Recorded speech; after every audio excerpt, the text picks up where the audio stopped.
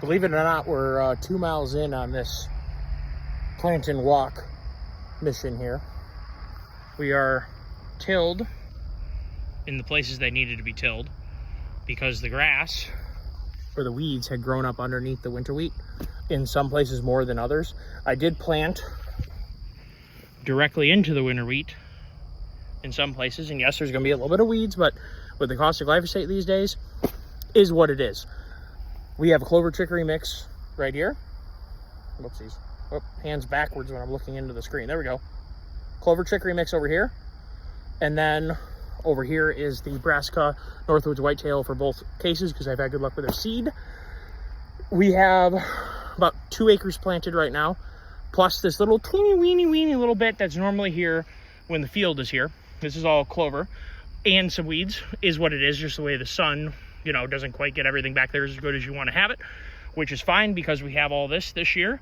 We will not have any field this year in terms of, you know, crop, because it's an off season. So it's going to be in cover crop of rye. Hopefully that'll be in the next, you know, period of time. Should be interesting for upland bird hunting, and the spring turkey hunting should be interesting too. But it's amazing how miles rack up when you're, you know, spreading seed by hand. I still have to put down 19 and some urea, or some did I just say that right?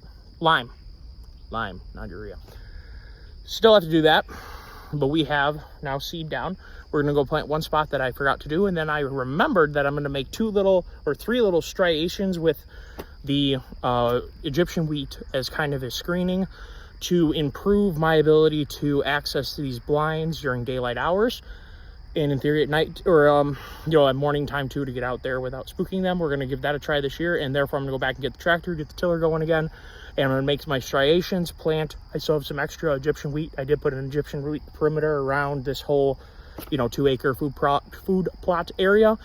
And if you include the non-planted, and then this, you know, this original, this is all clover that came back up from last season's food plot, so win-win.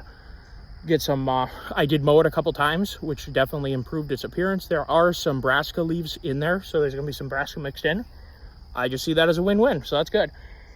So far, I think we're looking good. It is the, you know, almost the middle of August, which is right about the right time around here. This is a heavy ag area with good soil, and therefore I'm not planting spring plots, except for this one was sitting here for turkeys and, you know, babies to thrive on should they want to.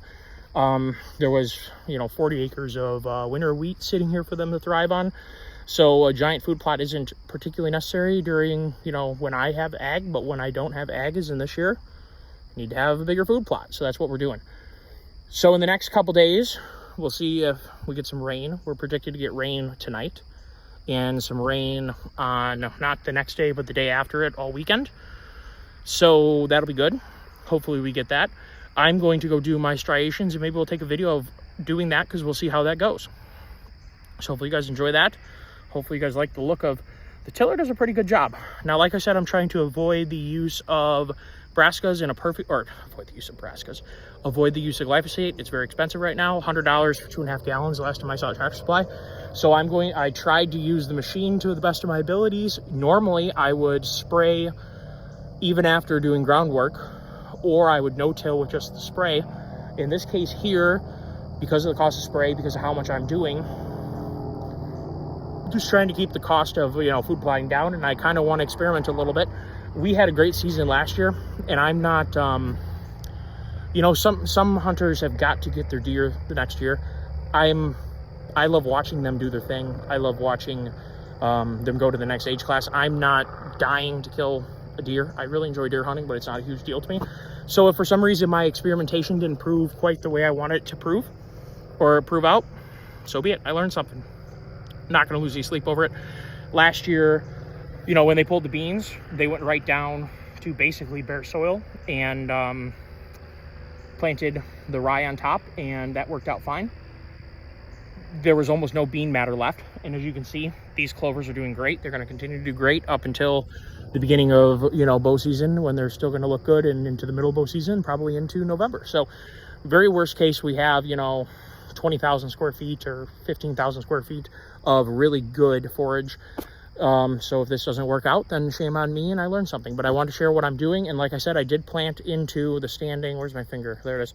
I did plant into the standing stubble because there, in a lot of these places, there aren't an appreciable amount of weeds to where I can stomach the cost. Tomorrow, if I decide to put the sprayer on the four-wheeler, if it's spraying right, and if I have an extra 2.5 gallons of glyphosate sitting in the garage, which I may do a couple spots, like right there.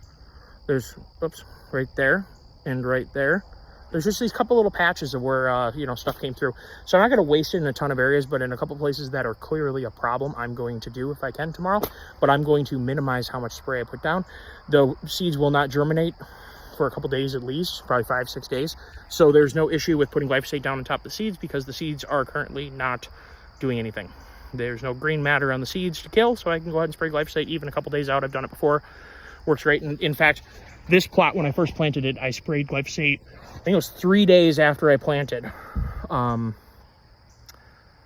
is when I sprayed the glyphosate, or I did another application, because the first application, I missed a couple spots because the players can be a little bit touchy with applying glyphosate because it's so the CVT is so touchy. You can't quite go slow enough that I want to go, which is why we're going to try it in the Honda and see how the Honda does. Might improve it a little bit. We'll see how it goes. So hopefully you guys improve the 2024 food plot description of what we're doing. We are using at this point Northwoods Whitetails seeds, as well as the CV seeds that I found online for Egyptian wheat, because the farmer is going to be back here planting next season, 2025.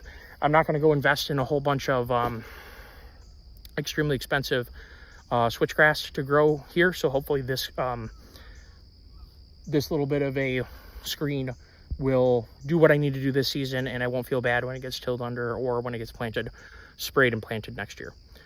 So that's kind of the gist, and we'll see how it goes. Have a good day, everyone.